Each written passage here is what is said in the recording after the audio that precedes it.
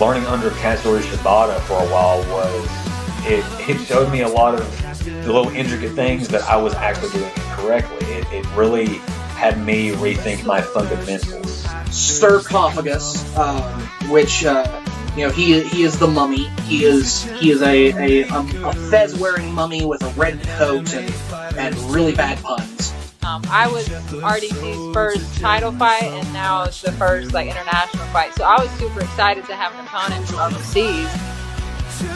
You, petty human with the mask, tell me where Optimus Prime is. Hey, am I seeing things, or is there like a giant talking robot looking at me right now? Do not mess with me, human. Bring me Optimus Prime. How about I bring you a hockey stick to the face, pal? Goombilla! I went up to the luxury boxes where they had a box for family and friends. And that's when I looked out and I saw this little tiny ring in this giant sea of people, and I was like, holy fuck, I just did that. That's crazy. I really think Superman's going to be another Blue Beetle, the Flash situation where they end up losing money. I would like to be proven wrong. I would like for it to be good.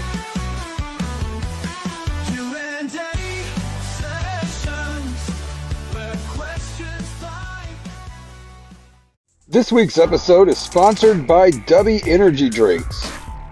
Dubby is a brand that is tried and tested with thousands of monthly people consuming their drinks. Dubby launched with just one flavor and slowly grew, and now they have created over 15 plus unique custom-made flavors that are enjoyed by thousands of monthly customers. So get off the big energy bandwagon and check out Dubby. This is how an energy drink should be. Jitter-free, crash-free, no sugars, no artificial colors or dyes, and no calories. And right now, you can get 10% off with the promo code ATPC90. From us here at the Adam Talks podcast as a special gift for you, just for checking out the show.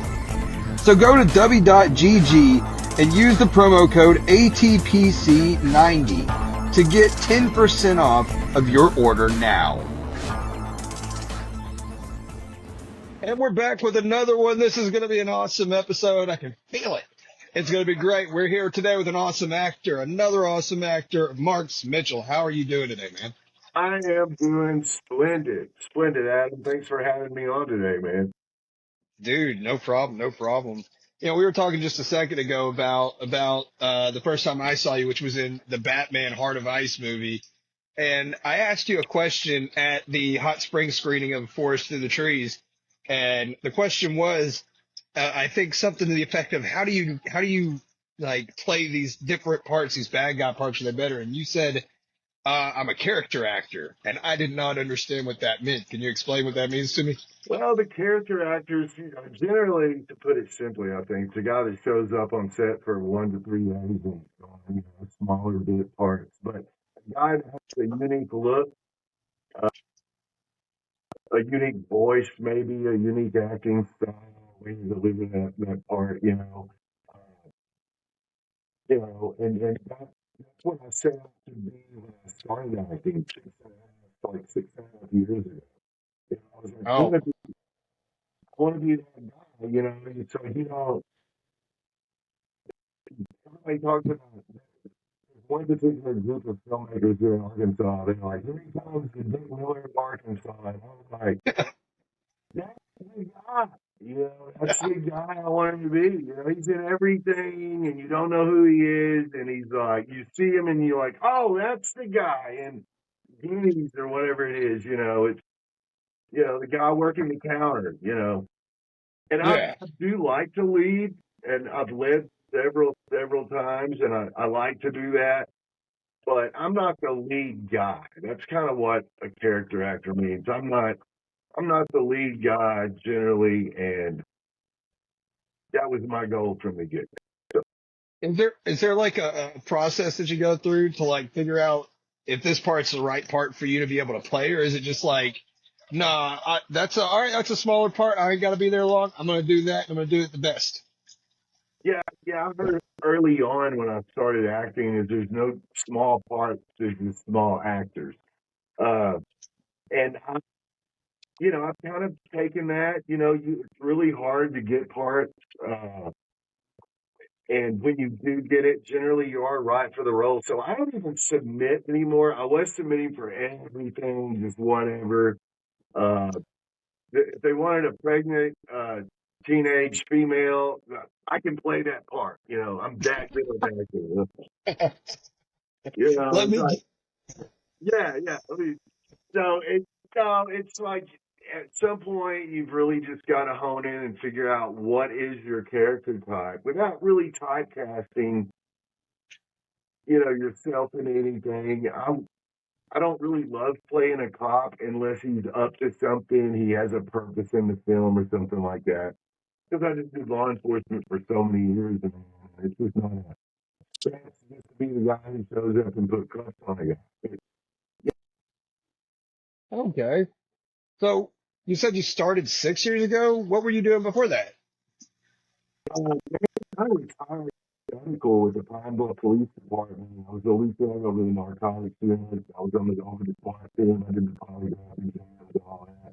But I retired at 38 years old, so I was Wow. really kind of, I didn't have to do anything, but I had a lot of little adventures, I called them. Like I worked in the oil field for a year. I worked uh, in sales in Memphis for a year, like home repair.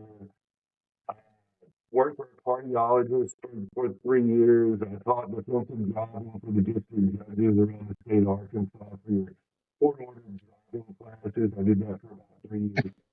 So I just kind of did all this stuff, and I was living in this really nice log home on the Saline River in Kingsland, Arkansas, in the middle of nowhere. There's only so many episodes of Gunsmoke you can watch, dude. Just I had jobs hiding out, and killing them in the winter, putting them out on a big garden. Every man's dream, right? So I was like, I was talking to my therapist at the VA, and she was like, "You need to get some hobbies. You need to get some hobbies, and you need to get out of the country." And finally, like, yeah. I just sold everything downtown Hot Springs. Some struck me one day, you ought to go be an extra in a movie, Go just be the guy like, hey, rewind that, see that shoulder? That was me. So I went out, bumped into. so I went out, I booked Bad Boys for Life, Bad Boys 3, I guess it is, as a police captain in the funeral scene. And on the way out, I submitted for another role. I just went to a guy downtown and got some headshots done. I figured that's how it was done.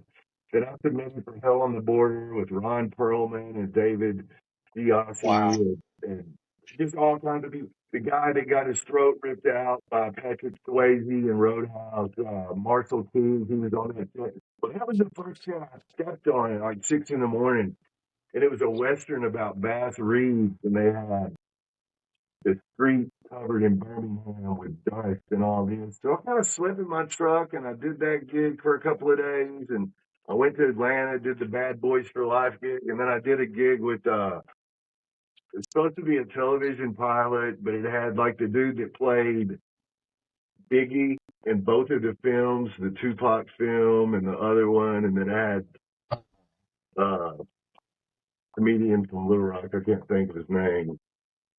But anyway, I did this for like 9 days. I just went around, did some film extra gigs or whatever.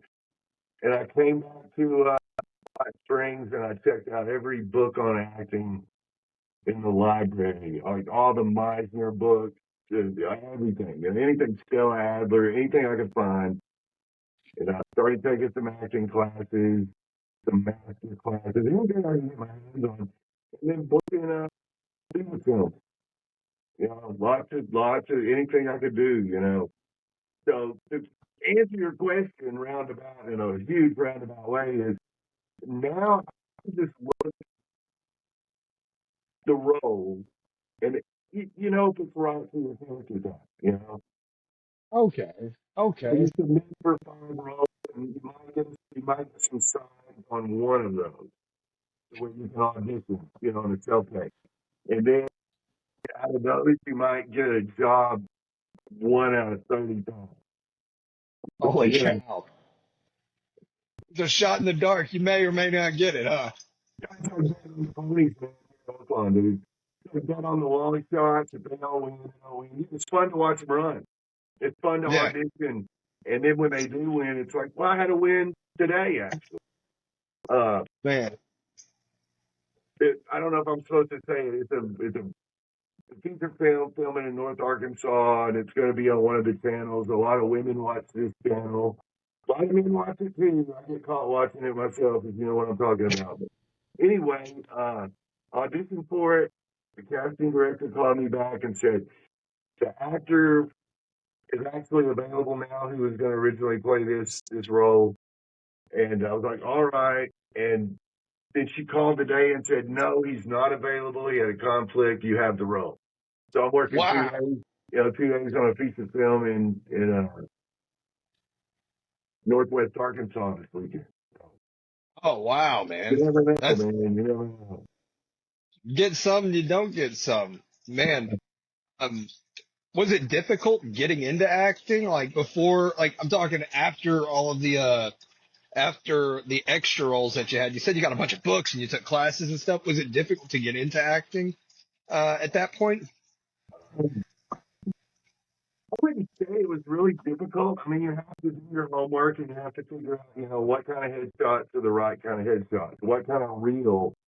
Which when you start off, you don't have a reel, so you've got to do a bunch of student films or anything you can get your hands on to get scenes to where you can have a reel. So you've got to get that done. You've got to get somebody to produce it if you don't know how to edit film, and I don't. So, and you've got to keep your reel updated, and you've got to get.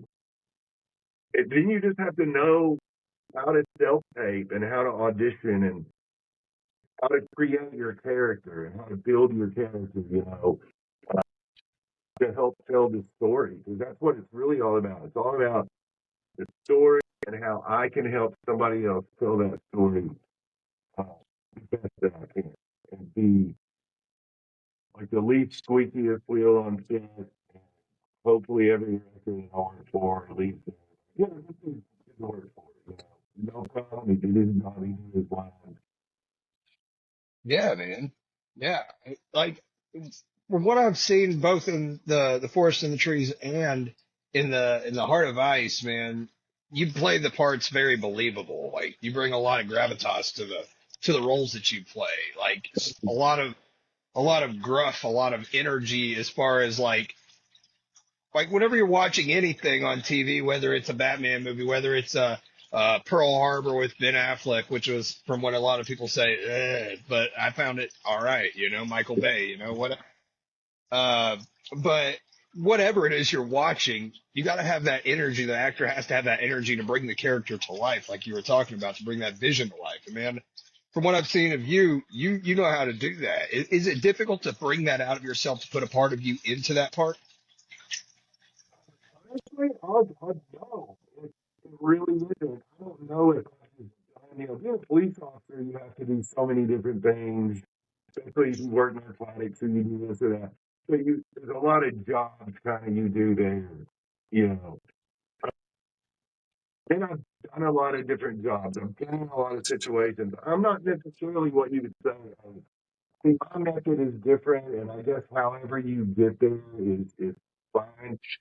As I stated, I got into acting from my therapist. I don't want to have any unhealthy acting techniques. You know what I'm saying? That would Yeah. be unhealthy for me. And I'm more of an intuitive actor. I read the script, I ask the questions, I find out the obstacles that the character is facing and what they're going to do to overcome those obstacles. And yeah, I create a little bullshit backstory that nobody cares about but me.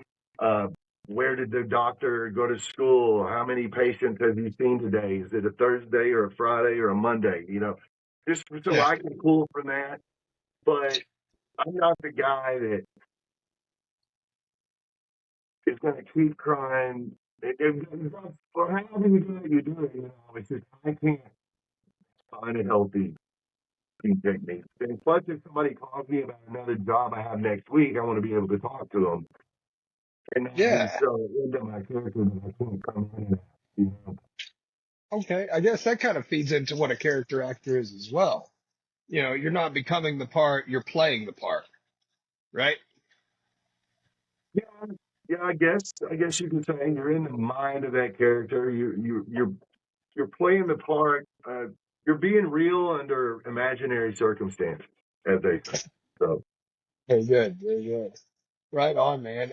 Have you ever had to work with any either really stiff directors or really way too loose directors like that are like, yeah, you just do whatever, or the guys are like, no, I need it like this. You had to work with either or of them kinds of directors. Oh yeah, yeah, I have not.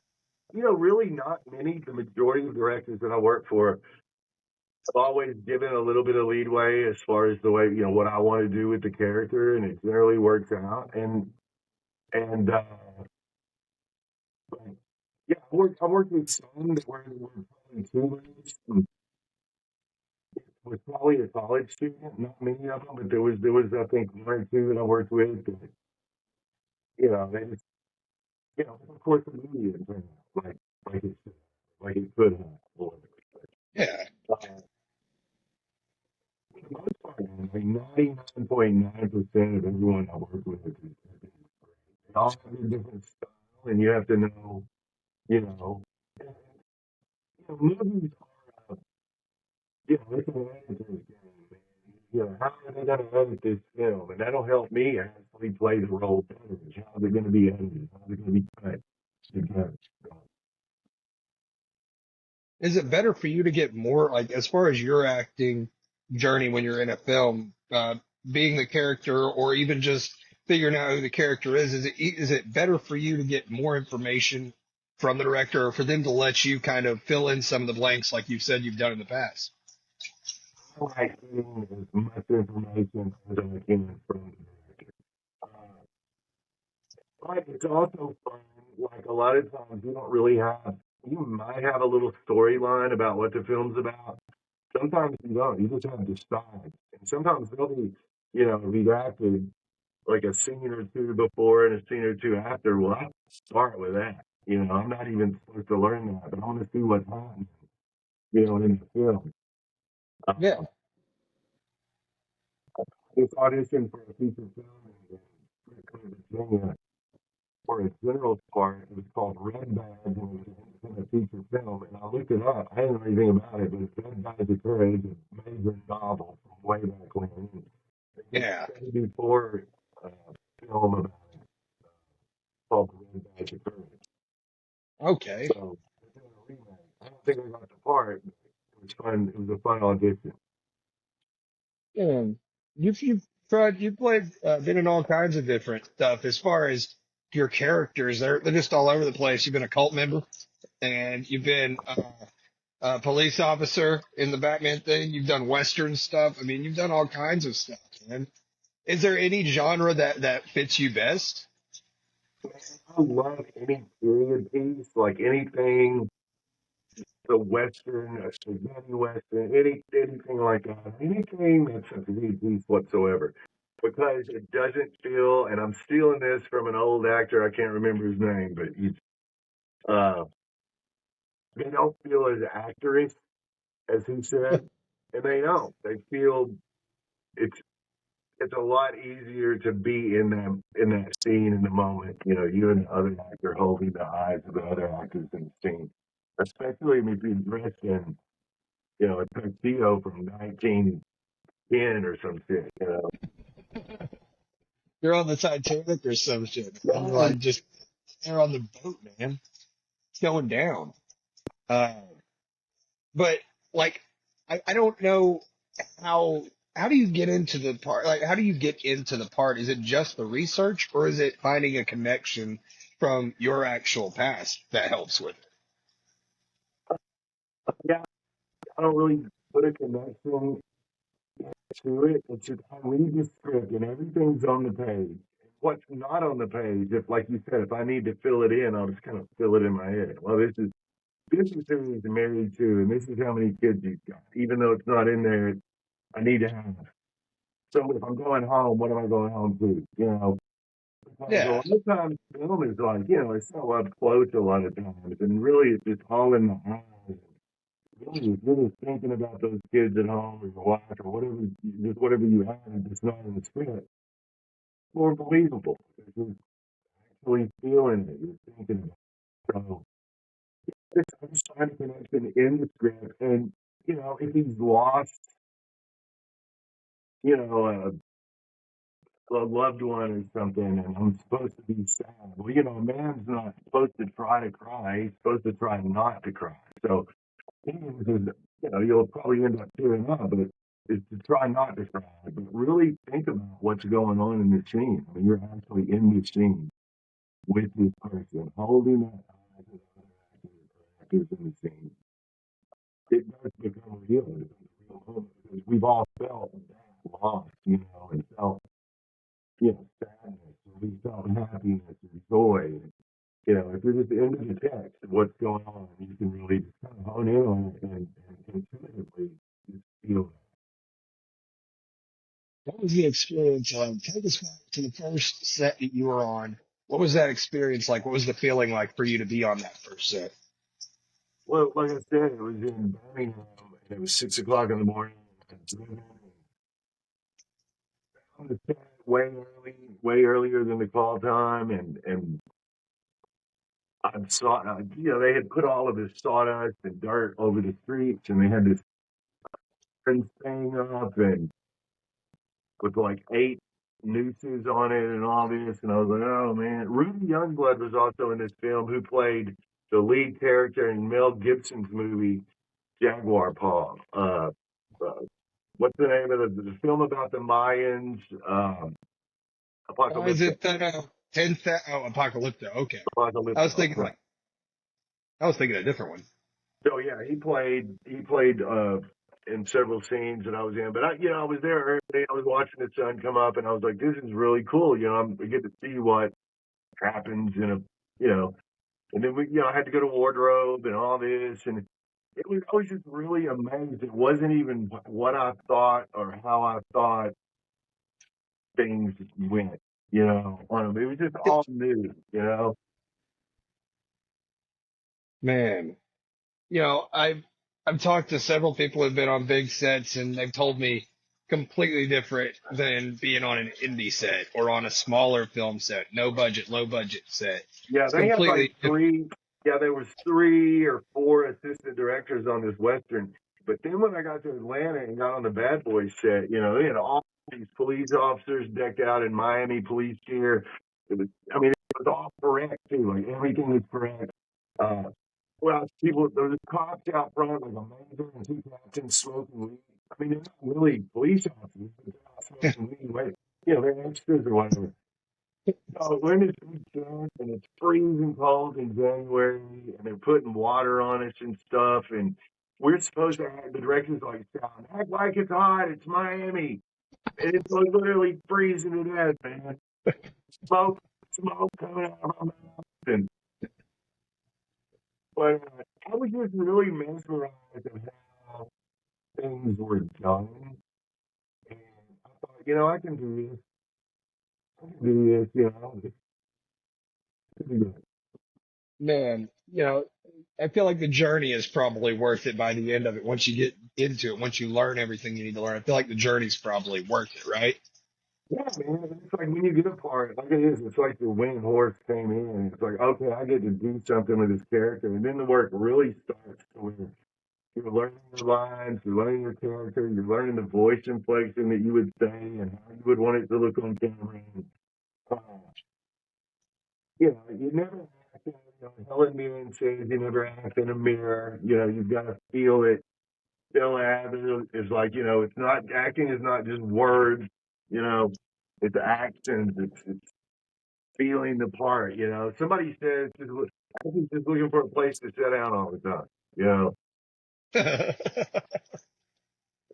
Man, what's some of the more memorable things that you can remember as far as so far what you've done in your career? Because you're far from done. I mean, you've got a lot of stuff you're going to probably be doing in the future. I'm sure you got two you've already auditioned for. You're going to be playing the part in one of them, and you're just going to keep going, man. But what's one of the more interesting things that you learned along the way? Did I get asked? You had asked me this, and it's great. But a lot of people have said, what is your dream role? Or yeah, what's your dream role? Or what's the best movie that you've been on? And I always say it's usually on set when I'm asked this, and it's like, this one. This one is a dream role because I never thought I would be doing this, and the next one is a dream role because I never thought I'd be doing this, and it's going to be something new, and hopefully the next role is different than the one I just played, so I can really do something different, and it'll make me grow and as an actor and be able to help somebody else tell their story in a different way, man. So, it's all been a journey. They've all been fun. I've been on some nightmare sets. I've been on some bad sets, but mostly 99.9% have been wonderful. But in the movie business, sometimes they were bad, not because the director or the producers were bad. It's just it goes wrong, man. You know, Yeah. or it's What? not well planned out or something like that. Yeah, it's for the most part, it's all been great. You just gotta know. It's kind of like I did one theater production. Like I don't know how many gigs I've booked, somewhere around 150 since I Oh, started 6 years ago. Mostly off film, 10 or 12 commercials, one stage play, Death of a Salesman, and that's hard work. Stage acting is hard work, but it was probably one of the greatest experiences in my life. Like it was, what? it was a lot I'm of fun. sorry, didn't Go mean to ahead. interrupt you. Oh, I was just gonna say, what's the big difference? I mean, you got nuance, I guess, bigger nuances on film because it's closer up, like you said. What makes it more difficult being on stage? Live. So there's no cut. So your adrenaline is just like through the roof. I compared it, but when I was in high school, I rode at rodeos, man. It's like getting on the back of a bull and it's going to buck. You don't know which way it's going to buck, but it's going to buck and you can't stop it. The show's going to go on. It's just really a great experience. And then you get to feed off the audience. It's just really, yeah, it was a great experience. Man, I don't doubt it, man. I've watched when I was younger. I've only watched like one or two stage plays, but I would love to go and see more because you know you get to see so many cool actors, so many cool things, stories told on the stage in front of you. I would absolutely love to be able to go and see more of that. Uh, but the uh, brain fart. Sorry, my brain just canceled everything I was You're about to good, say. man. I don't. I don't remember anything right now. That's what it was. My show, on my show, I'm like a big advocate for mental health. I mean, super big advocate for it because I've got anxiety, I've got depression. I'm sure a lot of other people have the same sort of thing.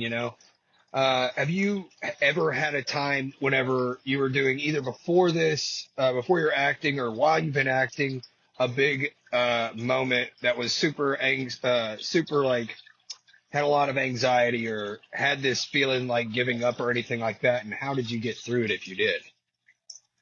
Yeah, man. My whole life was a train wreck. Without getting too personal, was a lieutenant in Pine Bluff over the drug unit. I was a young guy when I was doing that, and then it just I was in the military. Things just kind of got out of control, and I had too much time on my hands, and started self medicating, and just started chasing women and being wild, man, and just doing hood shit, just doing dumb shit. Especially after I retired, because I retired early on a medical, so I kind of lost everything that I had known. It's my whole identity. I've been a cop since I was 18 in the military. So yeah, it just spiraled out of control. And it wasn't until I actually got serious about my mental health and got serious about therapy. And, not, man, it really took me 3 years of therapy for the therapy to actually just start kicking in. Like, that's how dumb. Like, it's all about yourself. It's working on yourself. No magic pill is going to fix all this or anything like that. So it wasn't until I got serious about the therapy and started doing the work, man. Being mindful, learning how to be mindful and mindfulness in all situations. And whatever I had to do to, if I found myself on a mountaintop of anxiety, if I had to stick my face in cold water for 30 seconds, or if I could just be mindful and breathe, whatever it takes. Because you got to come off of that mountaintop, and it's up to you to get down there, and not get Yeah, worked up and not end up in jail because nobody likes crapping on a stainless steel toilet, man. yeah, no, it's cold. It's cold. But yeah, man, I understand completely. Like I've been in therapy for 4 years now, I want to say, and Awesome. it helped me to see, because my therapist said I'm a completely different person than I was whenever I first came in there. Because when I first came into my office, I was pacing all the time. I was fidgety. I couldn't do nothing, man. Right. I was in a bad marriage and all kinds of stuff, and it took me looking at myself, seeing that I deserved to treat myself better, that there's no reason I shouldn't be able to have better, and I'm worth better than what I was allowing myself to be in or whatever. Fuck yeah. So I got out of that situation, and now I'm doing a lot better mentally. I'm still going to therapy, talking to my therapist, and that I think a lot of people think therapy is like a crock of shit or a joke or something. A lot of people I've seen don't believe in it. They're just like, dude, just don't even worry about it. Did it happen in the past? Like one of my friends from work, he told me, he was like, all right, so if you drop a glass plate out of an airplane and it hits the ground and it shatters, what are you gonna do? Nothing. That plate's the past, man. You can't do nothing about it. Just move on. It's like, that's not how it works, bro. It's not how it works, bro. Your life affects you even later on. You got to deal with that stuff. Yeah, You it's know what I all mean? fine and dandy, pal, until it's your house I'm burning the fuck down. Exactly. Man, Now, if you were out torching his house, he'd be like, man, this dude needs to see a therapist. oh my God. You ain't lying, dude. You ain't lying. Oh man. Really, that's the whole thing. It doesn't have to be therapy, but if you don't have the skills, if you were never taught the skills to deal with this shit Mhm. you're having to deal with, and you don't know the skills, you got to learn the skills from somebody. So if you learn them on Yeah. YouTube or if you go to a therapist and learn them, the key is therapy happens between the therapy sessions. You're going to be like, hey, so yeah, it was like, when my therapist said, yeah, you need to get some hobbies, you need to get some hobbies. You don't have police work anymore. And so I started like extreme kayaking, but I wasn't with people that knew what they were doing. We were just like, up on the Buffalo, the northern Buffalo, when you're not supposed to even be canoeing it, going Oh down man. waterfalls and shit. We had helmets and stuff, but you're supposed to have like a safety guy. And it's pretty dangerous. So she was like, maybe that's not a good idea. You're still like seeking dangerous things. So when I told her I was acting, she was like, that's good. That's good. That'll keep you busy. That'll keep your There you mind go. busy. Yeah, man. I write audio dramas. I do the podcast. I do all kinds of stuff, man. And it helps a lot to distract from stuff when I'm not at therapy, when I'm not being able to talk about what's going on in my head. Right. But Right. so getting out of this topic back into the other, as far as your acting career, man, I assume you want to get into these bigger roles, or is this just fine where you're at right now? Honestly, fine where I am right now because my whole goal, well, my whole goal was just to be the guy with the shoulder, that walked by with an extra. Uh, Once I actually started acting and having a character with lines, the whole thing was like, okay, I'll do Lifetime movies or, stuff like that, whatever, just independent feature film. So that's what I'm doing right now. That's what I'm doing now. So Yeah. now I'm like, okay, I just want to kind of be a little bit more choosy about what I pick because I'm not going to sleep in my car anymore. In my truck. I'm not going to, you know, spend $500 of my money driving 8 hours away to help tell your story. If you're a filmmaker, you should have money, at least money, so I don't have to come out of my pocket with money, to help Yeah. make a film because I'm not really a producer. So Right. yeah, I am. I'm looking at probably trying to book a union job this year and going union and uh yeah, but I love it when people call me for a role. Like if they're doing their thesis film at UCA, or something, and it's like I've watched this kid go through school, for 5 years through film school and worked with him on set or whatever, and now they've written a film and they've asked me to be in it. I mean that, you know, Proud really moment, man. cool. Really cool. So Yeah, man. Like, I think it's cool when people have original ideas for films, Like, because you get the same all the time, So watching like Forest Through the Trees, that was something completely different, man. right. And the twist at the end and stuff you just don't expect. You don't see it coming whenever what happens near the end of it. You know what I mean? It's nuts. It's nuts. I think that unique films are really cool. I think they're really awesome. There's nothing wrong with an old fashioned, regular, everyday film that everybody sees all the time. But you know, I You like see unique something, like stuff. you said, you see something different, and that was different in so many different aspects. Tim did a great job with that, and we've been wanting to work together for a while.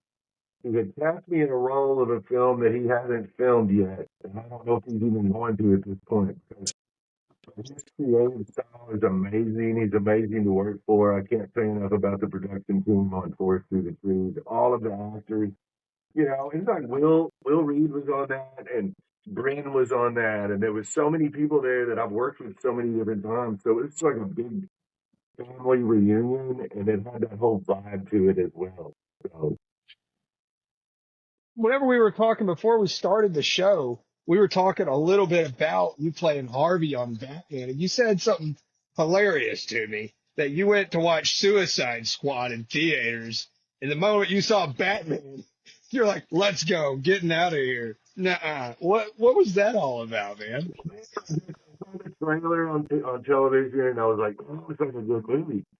No idea about superheroes and stuff, dude. I grew up watching Super Friends as a small child, but I didn't follow the story past that. So yeah, I was like, I didn't know it was a Batman. I didn't know I had it was about, like superheroes and whatever. So yeah, I got up and walked out. But then when I'd first been cast on Will Reed's, he made a film before part of Ice called the Red Hood. Under the Red Hood. Under the Red Hood, yeah. So that was my first. I was like, oh no, I'm doing a Batman film. I've got to do my homework. So I had these little cousins, man. I had these little cousins that were all into that shit. They were like 12 and 16. I was like, all right, little motherfuckers, tell me what's up with Batman. Who's, who's Harvey? And they were like, Dent? Or, it's like, no, not Dent. It's Harvey Bullock. Yeah, Harvey Bullock, man. So they would not leave me alone. They told me everything I would ever need to know about Harvey Bullock, the backstory, everything. Everything I would ever need to know about this character. So that really helped. That really helped me, and it really got me into, like, okay, maybe this is a really good story, man. This is pretty good, Yeah, yeah, man. Interesting guy, man. Dirty cop, man. He's a dirty cop guy, man. Yeah, I saw that and I was like, who is this guy? Because like I said, that's the first time I ever saw you. I was like, who is this guy? He's doing a fucking awesome job playing a bad dude, man. Dude just Thank don't give you, a thank you. shit. Just don't give a shit, man. He's just there. He's like, he's, I don't care. You know, it's like, whatever, man. Oh, I love You it. know, I love playing the bad guy. I love playing the bad guy. is it easier than playing a good guy? It's, I don't know. It's a lot of fun. It's really a lot of fun yeah, it's a lot of fun to be, and especially if you're really believable. You can freak people on set out. It's like, I don't even. I had a lady that owned a hotel that was letting us shoot there, and then I was looking for a newer place to rent here in Hot Springs, and I was like, she had some places, and I was like, yeah, I want to talk to you about that. And then she saw this scene where I killed a guy with a shotgun, and I had some really cool lines, and she was like, I'm literally afraid to even rent to you. And I was like, thank you. That is a great thing to say, you know. Really good compliment. I appreciate that. All Right. it took was blowing somebody's head off with a shotgun in a film. But also, you know, I would say that being the nice, super sweet guy or whatever, that's a fucking challenge for me. I'm going to be honest with you. All right. What's funny is, okay, like, I was this faith-based film that should be premiering in the next month. I played a pastor of this huge church, and then I have a daughter named Faith that the lead character falls in love with, and I counsel and, you know, the guy and everything. But I'm like on set talking shit, you know, whatever, you know, whatever I'm doing, you know, and it's like they call action, and I go into my line, and after the take, somebody on set said, "Dude, I thought, how is this guy going to pull this shit off playing the pastor?" But as soon as they called action, I saw the love of Jesus in your eyes. And I was like, that's literally the best compliment I've ever had right there. You did it, man. You did it. Yeah, Shoot. yeah. What, you said you've been on the set of some stinkers, man. What was that experience like? How were they bad experiences? You don't have to say names or anything, but how were they bad experiences? Like, Well, like super cold outside by a river, nothing's going right. All the batteries are dead. You know, we only have so much time to film. You know, things like that. It's just like a nightmare. And it's not really a nightmare for me because I don't have to deal with any of that shit. You know, that's above my pay grade. So, but, you know, some, there's been some films that were not planned very well, and the director was running around like a chicken with his head cut off, and just not knowing their lines at all, like lead characters don't know their lines, they haven't done the work. And um, kind of lead actor in a SAG film, a low budget SAG film, we had the lead actress of the film. We filmed for like, I don't know, 2 weeks in Nashville, downtown Nashville, and I playing this great role of a captain and police captain, and it's like he walked off set the very last day. I don't even know why. It had nothing to do with me. But I was like, how do you what? do something? The movie is just like 5 years ago, and the movie is finally getting like actually went, and we did a green screen, and we used a lot of her scenes, and like I was interviewing her. The director really did an amazing job of saving this film. And Wow.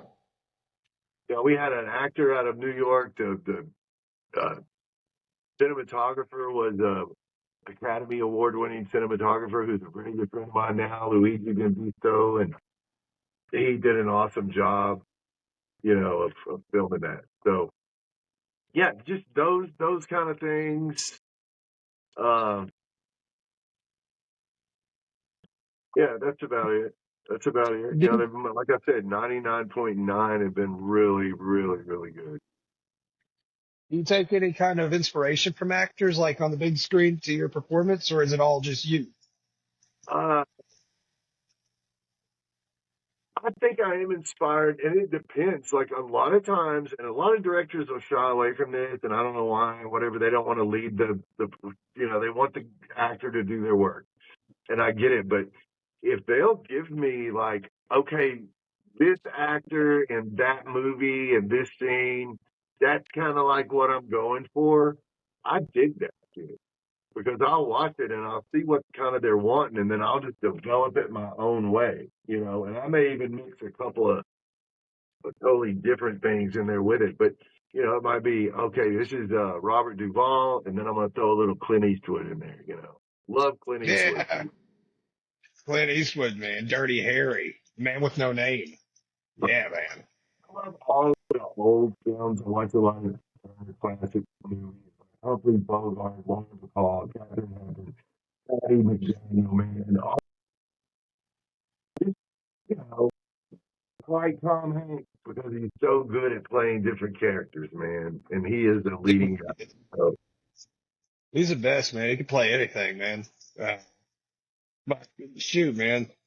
Uh, there's so many different roles in the world, and if you had to make your own role for the perfect role for Marx Mitchell to play, what would that role be?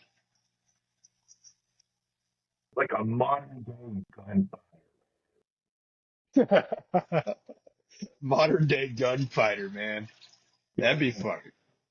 Yeah, That'd be just, cool. just fucking getting justice, not across just the West, dude, but the East too. Ain't nobody safe. Ain't nobody Not, safe, man.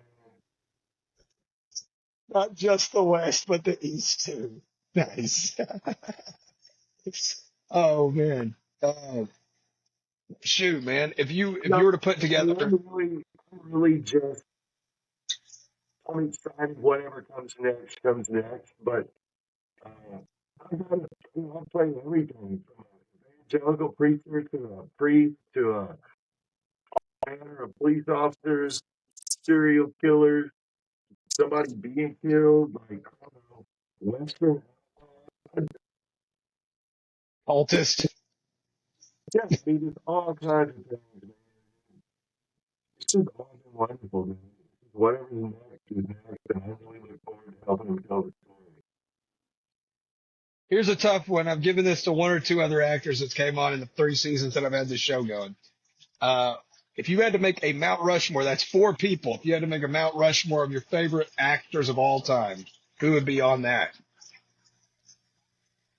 Oh, Lord, that is, that would be rough, dude. That It would is be, what it is. I'm gonna go with,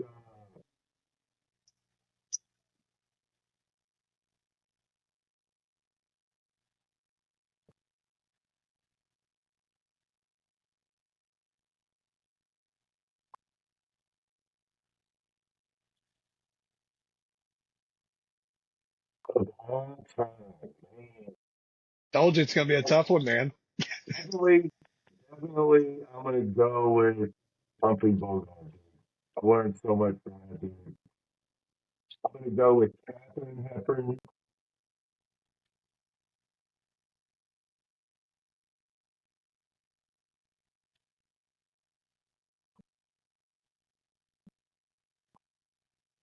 I mentioned Hattie McDaniel. I put her up there because she did so much. The one that, the first person I saw her to win, the Oscar, but also, she's, I always see her in very classic movies. So, over 110 films, major Holy. Hollywood films. So it gives a great performance every time. So I love Denzel Washington and I love Tom Hanks, dude. I have to go with Man, those. there you go, man. There's That's just a so many stellar more. one. So many There are. more, dude.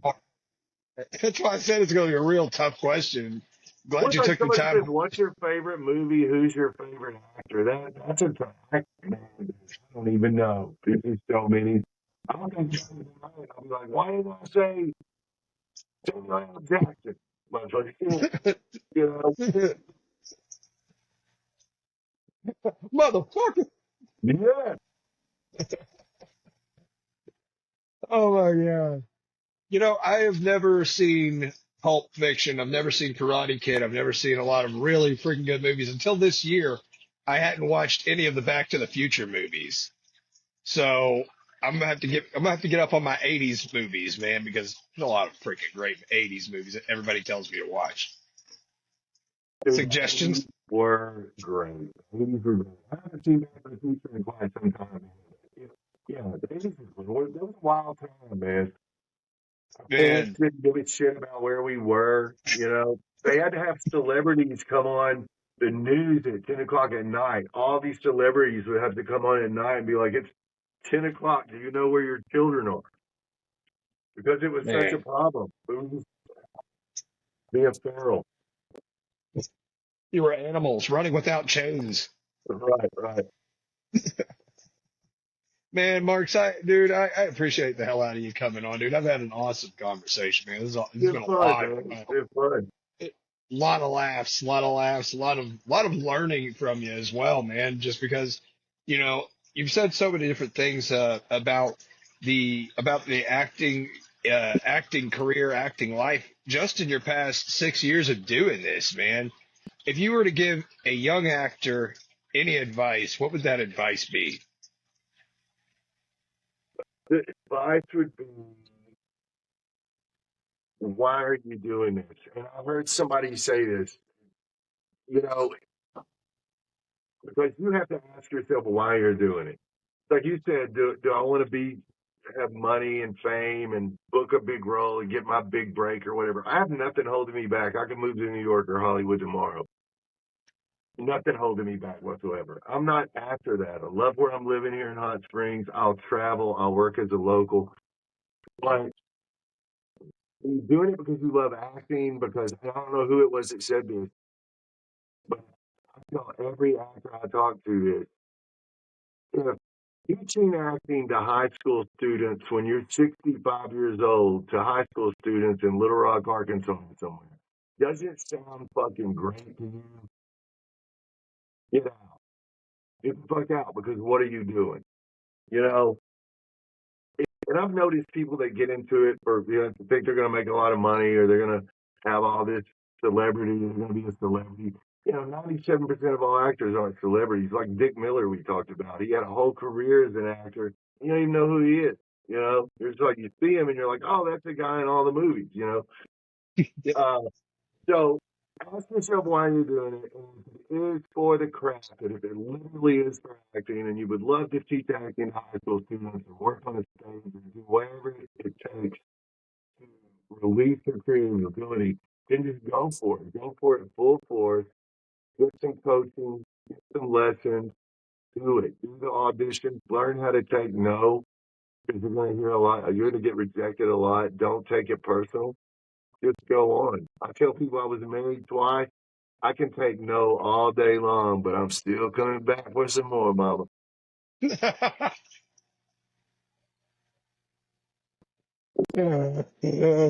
Oh man, that was a good one. You gotta love it. You gotta love it at the end of the day, man. You gotta love what you're doing, man. Yeah, I completely understand that. I don't make any money doing this podcast. I don't make any money doing any of the audio dramas that I do or any music that I've made. I don't make money doing that. I do it because I love it, man. I do it because right. it's something that I'm passionate about. You know, if I don't make a dime out of anything that I do, it doesn't matter because it's something that I love, and that's super important, man, especially with acting. So, fuck Well, right, thank dude. you for doing it. Thank you for doing it, because it gives actors like me and James Stokes and all of us, we don't have to be able to get our work out there. Maybe somebody will see something, and even if it's for 30 seconds during the scene, if I can help them think about something or in a different way, or it just take their mind off of reality for 5 minutes, man. I mean, I've done my job, so it's not that serious. It's not really that serious of a job, but thank you for what you do for helping us uh, be able to get out there on a platform and, get our work out there. Dude, no problem at all, man. I absolutely love talking to actors. I love talking to everybody, man. I just like learning stuff. I like meeting new and interesting people and having awesome conversations. That's the whole reason why I started doing this, because I talk a lot and I like talking to people. So why not, you know? What kind of a podcast would it be if it was just me by myself on here, just talking? Hello, I'm Adam. This is my podcast, talking about whatever the hell I think about. Be boring as hell. People would stop listening after the third episode, hopefully. But yeah, I mean, no, I'm very, very grateful for you coming on here, dude, because like I said, I've seen your work and I absolutely think you are a master at your craft, at the craft that you do whenever you're on screen, man. You do an outstanding freaking job, dude. Everything I've seen. You bring a character to life. You make me want to hate you in several things that I watch you in. So I mean, it's what you're supposed to do. You know what I mean? It's like, what the fuck is this guy doing? Punch him, Batman! What are you doing? You know what I mean? Yeah. But wrapping it all up, man. At the end of each show, uh, I'm a big fan I'm a huge fan of gratefulness. I'm a very grateful guy. And at the end of each episode, I like to say three things I'm grateful for and let my guests do the exact same thing. For me, my answers don't change that often, if at all. You know, you can go back all this season or last season. I mean, you can go back way far in the show and the answers will probably be the same at the end of each, but they stand true each time. The first is my support system. Super grateful for my support system.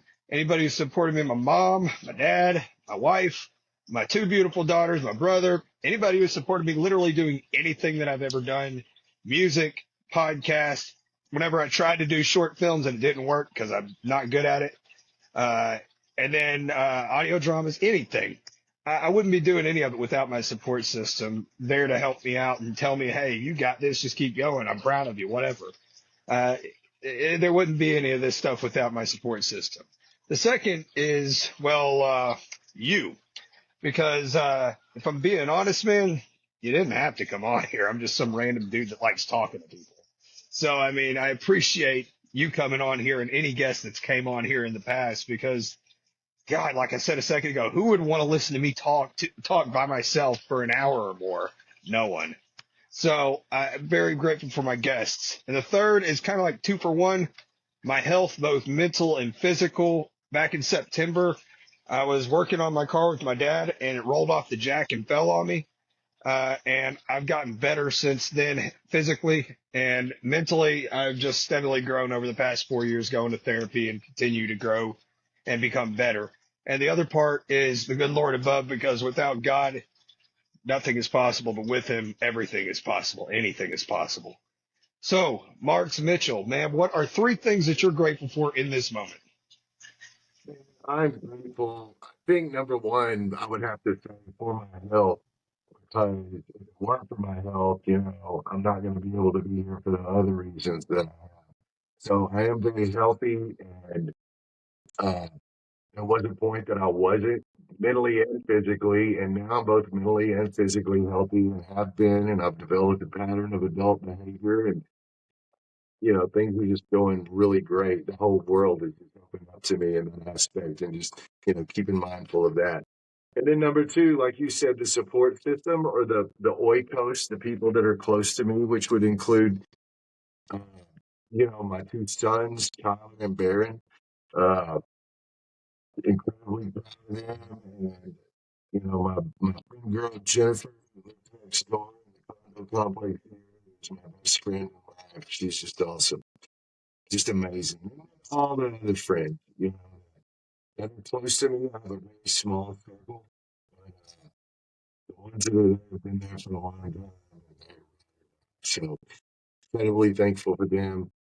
And three, I would have to say the good Lord up above, man. I'm incredibly active in my church. I became Catholic about 12 years ago after being Pentecostal my whole life. I tell people I was one step above a snake handler.